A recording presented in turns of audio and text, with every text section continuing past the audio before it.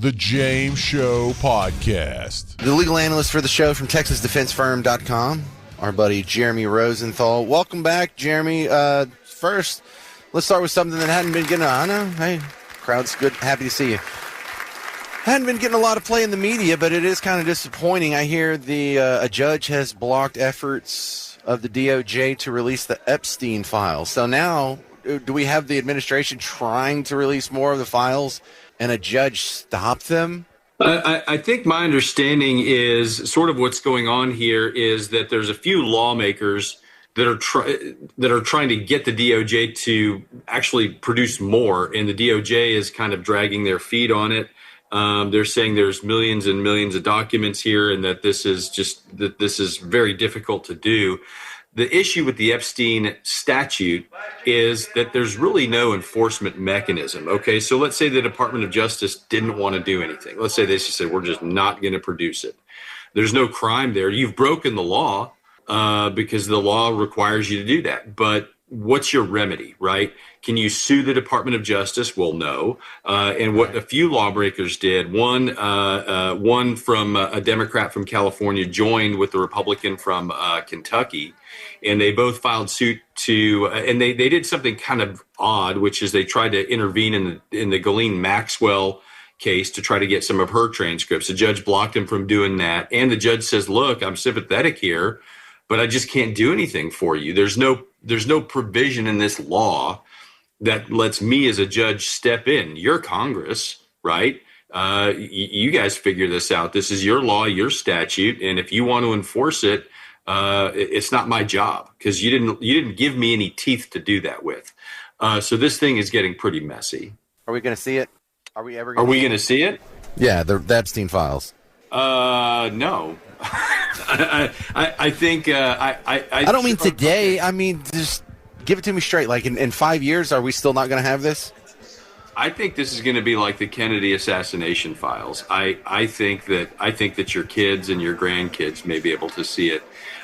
It's going to be a trickle. It's going to be a slow release, and we're going to see probably what the administration wants us to see.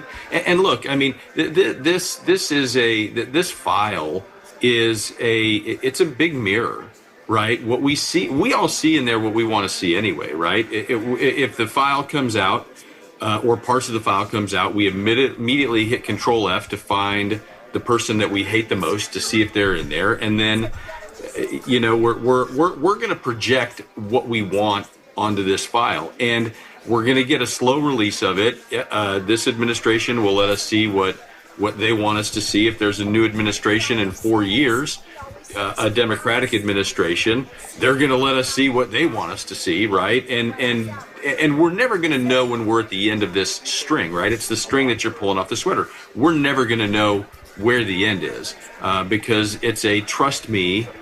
It's a trust me thing, right? If that makes sense. Yeah, that's a disappointing sense.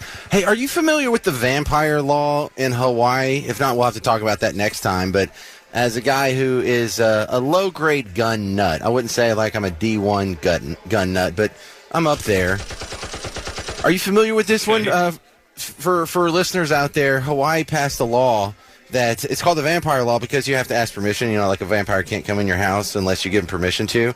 Well, once you leave your house with the gun in Hawaii, if you're going to go into someone else's establishment, you have to ask permission if you're carrying a gun. Can I bring my gun in here? And so you give them a chance to turn you away based on your gun.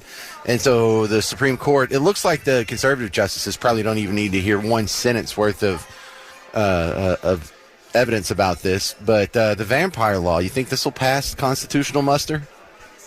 So if anything that's trying to pass constitutional muster they have what's called an ends means analysis, which means really if the law is overly broad, if it's impeding gun ownership in a way that could affect people's rights. In other words, if it's eliminating people's ability to use or possess weapons that get caught up in the law accidentally, then it could get struck down. The ends means analysis basically says that anytime you're talking about a fundamental right, And a fundamental right is anything that is enumerated in the U.S. Constitution.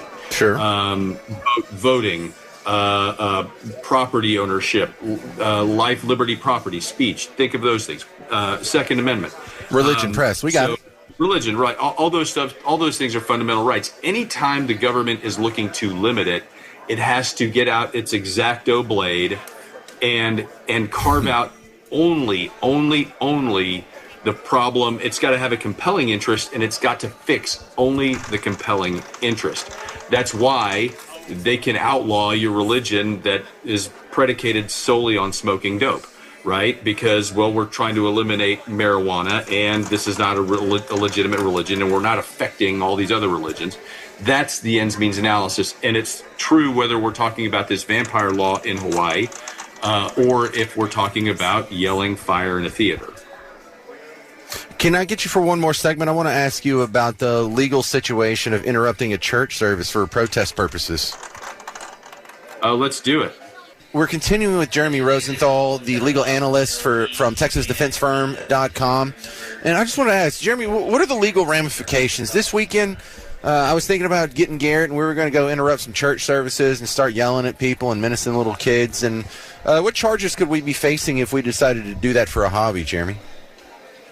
In Texas, if you were to do that, you would be plausibly violating Texas Penal Code Section 4201, subsection A5, which, if you haven't memorized, 4201. Yeah. 4201. Yes, sir, which is the disorderly conduct statute. And you would be disturbing a lawful assembly. That is a Class C misdemeanor, punishable by a fine of up to $500, but they could put you in the clink right there on the spot. Now, in my training and experience, there are many churchgoers that are also Second Amendment advocates. That's probably your real fear there, is depending on what or how you do it, that you might run afoul of somebody like that, and that could be even worse. But, joking aside, your right to freedom of speech stops at other people's nose, right? And there's what's called a time, manner, and a place analysis when we're talking about free speech. And you're not allowed to peaceably assemble at 1 a.m. on the mayor's front porch with a bullhorn. You're restricted from doing that, as is a church service. So that would be a crime in Texas. So I hear all these other terms, and I'm not a lawyer, so we don't have something like disturbing the peace. Is that disorderly conduct in Texas? That's just what we call it. Now, there are other statutes in other states. Other states actually do make it a crime to disrupt a church service. And it can be an enhancement. And some states actually literally say if you go into a religious meeting and with the intent to disturb it, then yes, it's a crime. So yeah, it's essentially disturbing the peace is what it would be. But yeah, again, the analysis is that, look, you have the right to freedom to peaceably assemble and to protest. But again, there's a restriction on when and where you can do that and when and where it's appropriate. A church is going to be private property, right? You're not allowed to go onto private property and have your whatever, right? You're just not allowed to do that. So you're trespassing. If you're told to leave and you don't leave, then you're looking at a Class B misdemeanor of trespassing. So the laws in Texas would certainly protect churches. Now, what could happen if it gets to be an issue, the legislature could step it up a bit, and they could say, look, if, fine, you want to go and disrupt a city council meeting, sure, that'll be a Class C misdemeanor. You want to, the county commissioners, you want to make a ruckus there, Class C misdemeanor. You do it to a church, we're going to bump it up. We're going to make that a higher charge. That could certainly be the case. So does this run afoul of any hate crime statutes? Because if this is targeted as anti-Christian violence, could that bring a federal hate crime charge? I don't think so. And not that it couldn't, in theory. I just am not aware of anything on the books that's quite like that. But, to go back to civil rights, you had church bombings in Alabama. You had certainly some acts of terror that were there, and those were hate crimes, and I don't know necessarily because it was at a church. It may have been more targeted towards, the African American community. So there is a history of, unfortunately, and we've had church fires, church burnings, synagogues where somebody has come in and murdered people. So those things would certainly qualify as hate crimes, not necessarily focused on the religion, but focused on the group that's involved. And there's no reason, I don't think, why, if a tragedy like that weren't to happen, why state and federal prosecutors couldn't consider a hate crime based on Christianity. If you're going to do that for other religions, I don't know why Christianity wouldn't qualify. But just a general disturbance, I don't know that that's going to get you there. All right, this is Jeremy Rosenthal. TexasDefenseFirm.com is his website. He's a pretty good lawyer up in McKinney. Let me ask you this. Someone comes into First Baptist Church of Buck Tussle. A group of people come in. They start yelling at my kids and screaming about ICE and we're all Nazis and Christians and whatever. Am I within my rights to get up and punch that dude in the face?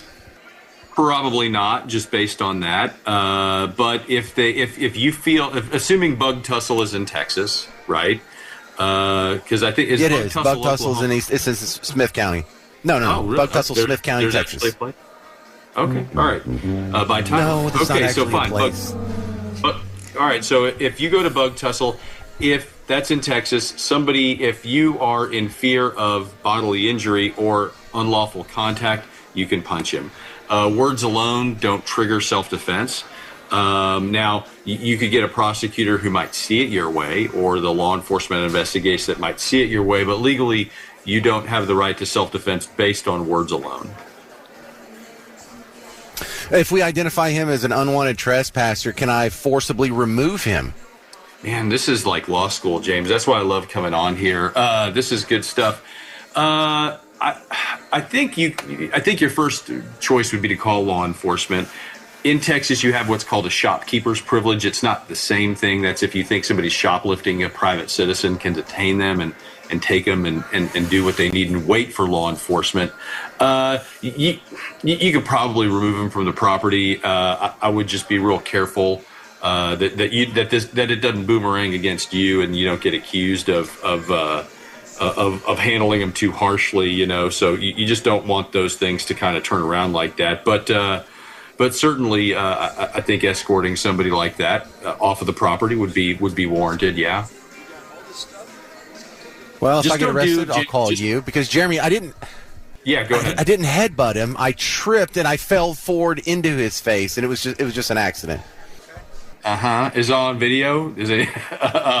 Look. Just don't ask me any secured transactions. That's about like collateral and stuff. That class was real hard in law school. So yeah, that's the only one I don't think I could spitball off. That and oil and gas. There's a reason Jeremy's not an oil and gas lawyer. All right, well, good stuff. Jeremy Rosenthal, I appreciate your expertise. TexasDefenseFirm.com. Letting us know where we stand if someone comes and interrupts our church. It wasn't a headbutt. I tripped is what would happen. All right, thank you very much. Because I see a lot of keyboard warriors when these stories pop up online and on social media. Everyone's like, that wouldn't fly at my church. I'm packing heat. I'd put them down. Really? You would just end somebody's life over this? You would shoot? No, you wouldn't. I don't think you would shoot them. I think that's a fun thing to say online. I think sometimes people like to be a little bombastic so they look cool in the eyes of their peers. But I don't think would anybody out there really shoot him? You can call in. I'd like to talk to you, 800-288-9227. Maybe you need to spend a little bit more time at church.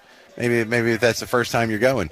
But I think if this happened in First Baptist Church of Buck Tussle, I think there's a bunch of big dudes that would just calmly stand up and walk toward these guys, and we'd each grab them one arm, and we would just walk them out of there.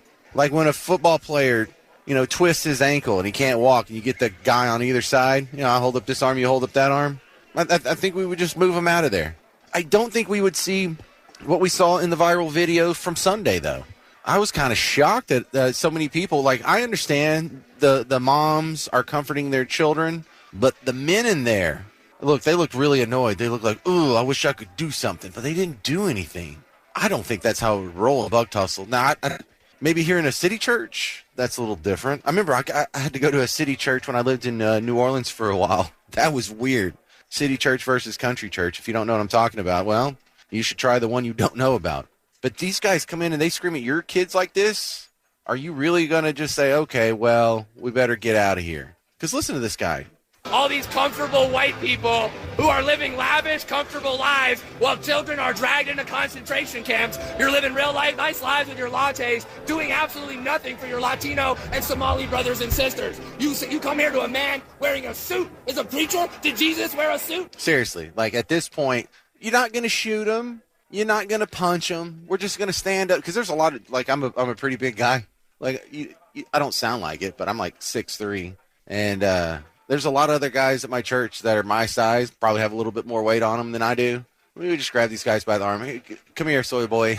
Let's go for a walk real quick. And we wouldn't beat them up because these guys aren't even a threat. Did you see the people that were interrupting the protest? Like, I'm not a bully. I didn't grow up a bully. I was a little guy growing up. I was a very late bloomer. So I was never in a position to bully anyone. I'm real sympathetic to people who are bullied. But these people make me want to be a bully. When you see a guy like that with his stupid long beard and he weighs about 98 pounds and he's trying to tell you what a terrible Christian you are, look at this guy. Get out here. Get out.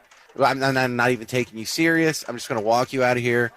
And if you don't stop running your mouth, you're going to give me your lunch money too. And I don't know why I have this instinct, but I feel like picking on you now. I feel like bullying you. So what would you do? 800-288-9227. 800-288-9227. Because you notice that they went to some church in the middle of a big city. You notice they didn't try this at a country church. You notice they didn't try this at a mosque. What's the matter, big boy? You so brave. You're going to pick on what? The one group of people you know who aren't going to retaliate? This is like when people make jokes about Mormons. It's like, yeah, that's not brave. That's not edgy. That's not cool. They're the nicest people. They're like even nicer than Garrett, who's already so nice it's suspicious. But I see a lot of people online saying they would shoot him or they would punch him or they'd beat the snot out of him. No, you wouldn't. Not in church. That wouldn't be the first thing you did. If they resisted and they started throwing punches, so then, yeah, of course you would. If they came in with weapons, of course you would put them down. I got it. We saw what happened at Joel Osteen's church in Houston just 2 years ago. Y'all remember that? Let's go to Mike in Waco. This is Mike in Waco on WBAP. What's up, Mike? James Mish on KWTX. Well, that was a long time ago, but thank you. Yeah. So bars have bouncers that can physically remove people who won't leave. So I don't see why people in church don't have the same legal protection. And the other thing is, hat tip Brandon Tatum, ATM, ask, tell, make. Ask them to leave, tell them to leave, make them leave. Is that where we're going with that? Yes, sir. Oh, I've never heard that before, and that already sounds like solid advice. Okay, you, Mike and Waco, these guys come into your church, they start yelling at your family and interrupting your service, and there's, like 10 of them showing up just screaming their heads off like maniacs. What do you do, Mike? Well, I'm actually in charge of, or the coordinator of my safety team at my church. So just get a group of men, and we ask them to leave, maybe twice. And if they don't, then we tell them to leave. And if they don't do that, then we'll physically push them out of the building, while at the same time we're on 911 with the police. Yeah. Yeah, and of course the lawyer's going to say, oh, you should leave that up to the police. No, I don't think we will. I don't think we'll call the police. They can come as soon as they get here. But yeah, I think there'll be a lot of people who are at least attempted to be removed gently. And if they don't agree, I don't know, man. Like, you're in church, you're supposed to be a peaceful person, but I'm 48 years old, and like I almost feel like a void in my life because when I was growing up, my wife thinks this is crazy because she's a cute little rich city girl. I had to explain to her, being a boy growing up in rural Texas, like I got punched in the face at least once a year until I was like 24. She's like, what are you doing? I'm like, just living life. What are you talking about? You get in a fight on the football field, you get in a fight at a concert, you get in a fight, there's a bar fight or a house party fight or out behind the gym, so, and I haven't been able to punch anybody in the face in like 25 years. And when I was joking about headbutting people, that was kind of my move for a while there because I was a little guy. I'm not saying I'm looking for an excuse to headbutt a guy, but that would be a convenient one if that happened. Jesus profit off the words? No! Jesus would die with innocence. Do not touch me. Touch me again and see what happens. Hey, you can't. All right, there. So if someone says touch me again and see what happens, first thing I'm doing is touching him. You screaming at my kid, touch me again, see what happens, just, I'm just going to just put my index finger, point it forward, and I'm just going to touch him right in the chest or on his freaking forehead. You scream at my kid, you come in my church, and you're being a butthead? Nah, that's not going to fly with me. Now, I know we're supposed to turn the other cheek, and I know we're supposed to, let it slide off our back, and we're always supposed to be peaceful and gentle, but I'm not very good at that part of Christianity yet. Maybe I will be when I'm, old and feeble, but yeah, I'm all about peace and love. I'm not fighting anybody. But, my Jesus also whipped the snot out of some people at the temple, and we have whips. That booth over there has whips. We could get some whips. Because in all the Bible, Jesus didn't ever hit anyone with a stick. He definitely didn't have guns because they weren't really invented yet. I never heard of him swinging a sword, but he did whip some people. So that was pretty cool. So I guess that is on the table, right? Should I bring some whips here from the Fort Worth Stock Show and Rodeo? They've got them. And I don't think they're play whips either. It's the long braided one. If I wanted to, tick off some protesters or some money changers in the temple, or maybe I'm taming lions next weekend. Who knows? So what would you do? 800-288-9227. Let's see what Mark in Temple says. Hey, Mark, you're on WBAP. What would you do if these protesters showed up at your church on Sunday? Well, let me say this. I'm a Christian author, conservatives. I fought the culture wars all the way through Colorado in the 90s, and I lived about a mile away from New Life Church when incident happened there with, a shootout in the parking lot. But and I despise Christian wimpiness as much as anything else. But you can do better than just to kind of use a weird voice when you talk about the verses from Jesus about turning the other cheek. He really does say the strongest Christian is one who, when the enemy shows up, says, I want your coat. You say, yes, sir, I would like your shoes. And that's hard, and that's the point, and that's why it takes strength. And it's not old men to do that. I love you, brother, but you can do better than that, and let's do better than to talk about hate speech laws. Hate speech laws is one of the worst things the hard left ever invented. It's basically thought police, and it was thought police when they used it on behalf of the left, and it will still be thought police if we use it on behalf of conservatives. Let's defend ourselves with the law, but we don't have to use the worst parts of the law. Bless you, brother. All right. See, that's good because that's the opposite of what I'm seeing online. I'm seeing a lot of people online who are going hyper in the other direction.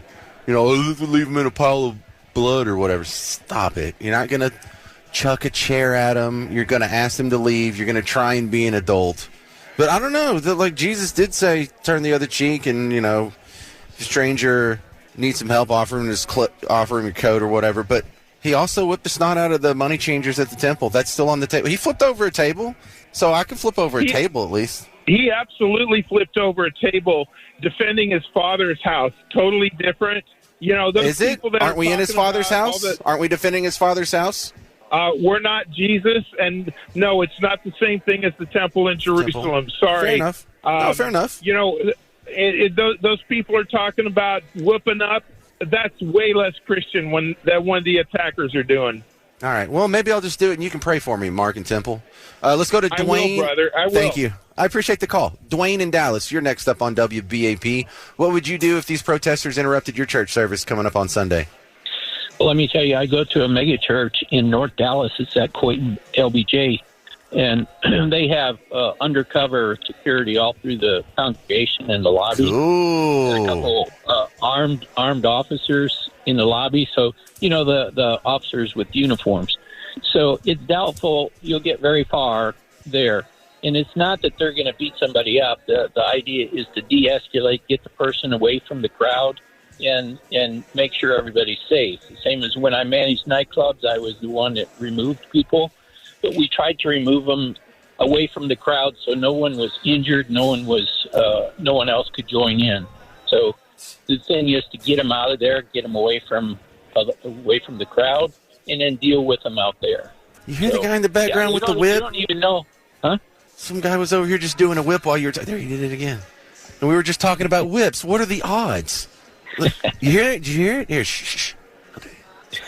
So, James, at my church, you don't even know who these undercover people are unless you know who they are, because they wear earphones, and so they all communicate back and forth. So nothing goes on without everybody knowing about it. So that's kind of cool. I think that all churches should be like that. You don't know who's there and who's ex-military or off-duty police officers that are there in the crowd.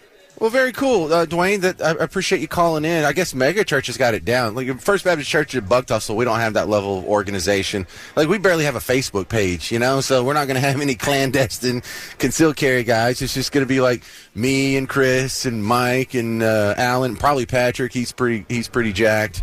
And we'll just escort these gentlemen out. Thank you very much for your call, though. I didn't know the mega churches were that awesome. They got it going on. They got a little SEAL team in there or something. Why are you not standing with your Somali and Latino communities? Why do I not see you out at Whipple every day protesting this attack on humanity? Where are you?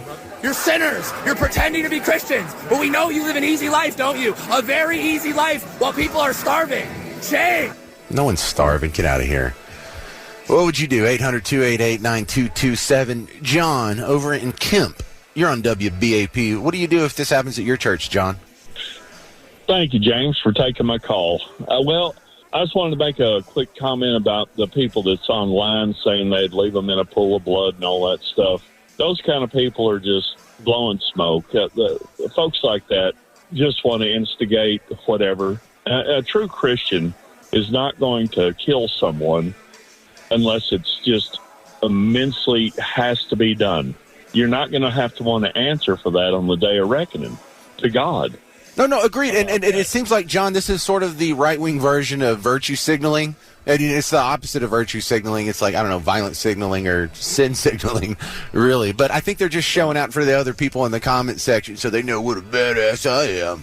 Yeah, right. Well, you're, I'm sure, old enough to know that men, women, whoever that talk like that real loud and everything, you really don't have to worry about them. You have to worry about the people that really don't say anything. They just do or don't do when it comes into a real tight situation. Yeah, I agree with that. Now that I've said that, it wouldn't bother me a bit to tase somebody or pepper spray them or something like that came into my church. And the other guy that was talking about his mega church, I don't live in Bug Tussle, but I live pretty close to Bug Tussle down here in Kemp. I know Kemp. About 30, 40 miles away. But, most of the churches around here have people that have, in the congregations, either whether they're law enforcement, ex-law enforcement, whatever, have went to classes for something terrible that could happen like that, or somebody come in and want to do harm to your congregation. And so I know the church I go to does have 4 or 5 people, and they're there every day, or, every day that we have church, Wednesdays, Sundays, whatever.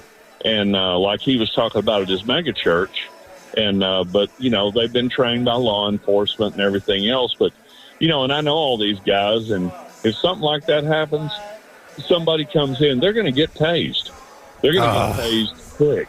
I hope I see it. Wouldn't it be great to have that viral video? Because they're just going to keep doing this until something happens to them. That's how you stop bullies, is you punch them in the nose, metaphorically speaking. But John and Kemp would tase him. Oh, that would be so delicious. I love your call, John. Thank you very much. You bet. Thank you, James, for everything. All right, let's do Josh in Decatur next. Josh in Decatur, you're on WBAP. These protesters show up at your church on Sunday. What do you do? Well, obviously you defend yourself. And when Jesus said turn the other cheek, there's a broad culture and historical context that you have to understand. Okay. He said when someone strikes your right cheek, that means they're using their left hand. Their culture understood. That means someone is using the hand that they clean themselves with. Oh, that's their poo hand. So it's an insult to strike you on the right cheek. They're using their left hand. So turn to them the other also is a form of saying, don't worry about someone shaming you or what someone has to say about you or somebody embarrassing you. So Jesus, when it came to his Father's house, overturned the money tables and ran them out with a whip, as we all know. So he went on the offense and said, get out, get out. You're not turn my house and my Father's house into a den of robbers. So all right, well, Josh, you're getting some groundbreaking territory here because I'm familiar with the concept of the poo hand, but I'd never heard it in the context of the, getting slapped on the right cheek. I didn't think that was a poo hand thing. But then again, I never even thought that, I guess Jesus probably is, he wiped with his hand, didn't he? I think we all do our business one way or another. Oh, man. I'm just having to take some time to process that because this is totally changing my view of Jesus. He had the poo hand. My Jesus didn't have the poo hand. My Jesus could just... could he do a miracle and it's just clean now? Can we just do that? I'll just wave my hand over it and it's clean now. I don't think my Jesus used his hand. I don't like that. Just like some people have to have Jesus with blue eyes. My Jesus can have black eyes and black hair and be a brown person, and I'm totally okay with that. It's the poo hand. Okay, so a brown person, the poo, yeah. Yeah. Can we get this guy some Charmin or something? All right. Thank you very much, Josh in Decatur, making some good points and kind of ruining my entire theological outlook. The James Show Podcast.